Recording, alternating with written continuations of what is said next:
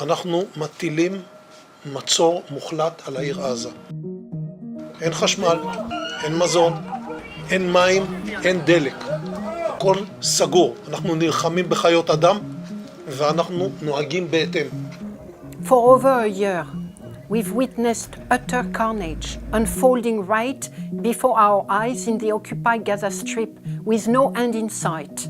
Many have described this carnage as the first live-stream genocide, day after day. What has your government done to prevent this genocide? What have your political leaders done? What are they doing now?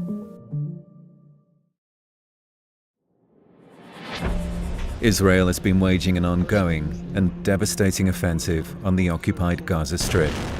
More than 43,000 Palestinians have been killed and tens of thousands injured, nearly 2 million displaced, neighborhoods flattened, aid and life-saving supplies restricted, all sparking an unprecedented humanitarian catastrophe.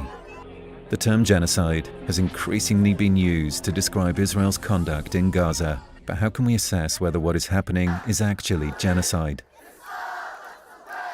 The first treaty to explicitly define and criminalize genocide in international law was adopted by the United Nations in 1948 in response to the atrocities of World War II. To prove genocide has taken place, you need to show that one or more acts prohibited by the Genocide Convention was carried out and that it was committed with the intent to destroy in whole or in part a national, ethnical, racial or religious group, in this case, Palestinians. As part of Amnesty International's research, we have documented Israel's perpetration of 3 out of the 5 prohibited acts under the Genocide Convention since the 7th of October. These include killing members of the group, causing them serious mental or bodily harm, and inflicting conditions of life calculated to bring about their physical destruction.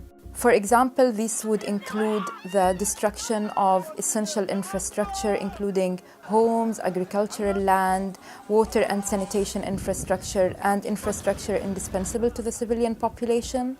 They also include the mass repeated displacement under inhumane and unsanitary conditions, and they also include the deliberate obstruction of entry of life-saving supplies and aid.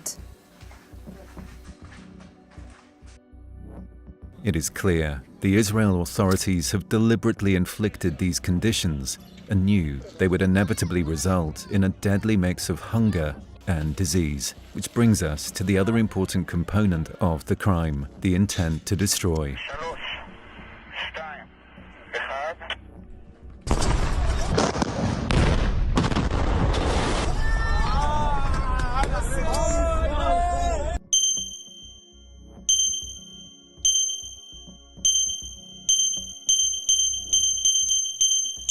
It's an entire nation out there that is responsible. It's not true. This rhetoric about civilians not aware, not involved, it's absolutely not true.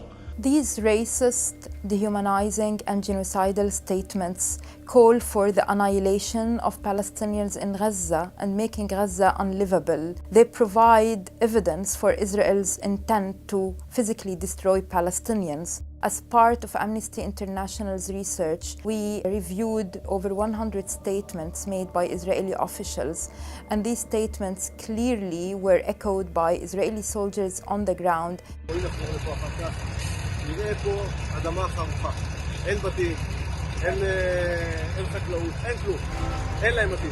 Specific genocidal intent should be assessed through analysing the most recent conflict, while taking into account a system of apartheid, a brutal occupation, and the 17-year unlawful blockade of Gaza, a history of systematic human rights violations built on the continuous dehumanization of Palestinians. We have documented an unprecedented scale, speed, and seriousness of inhumane acts in Gaza. Palestinians are facing overwhelming trauma and pain. We have interviewed parents digging up the remains of their children with their own hands. And we have documented the mixture of hunger and disease that has ravaged Gaza, all while the healthcare sector has collapsed completely. This must stop. And for genocide to end, governments around the world must come together and they must take action, resolute action. You must ask that they stop transferring weapons that are murdering children in their thousands and decimating entire Palestinian families. You must demand that justice be delivered, that all those responsible for the genocide be held to account. Perpetrators benefit from the inaction and the complicity of too many of our political leaders. No war criminals should ever be allowed to walk free, undisturbed, fearless. Let's put all our instruments into action. National tribunals, universal jurisdiction, international criminal court. Governments must do everything in their power to end Israel's genocide.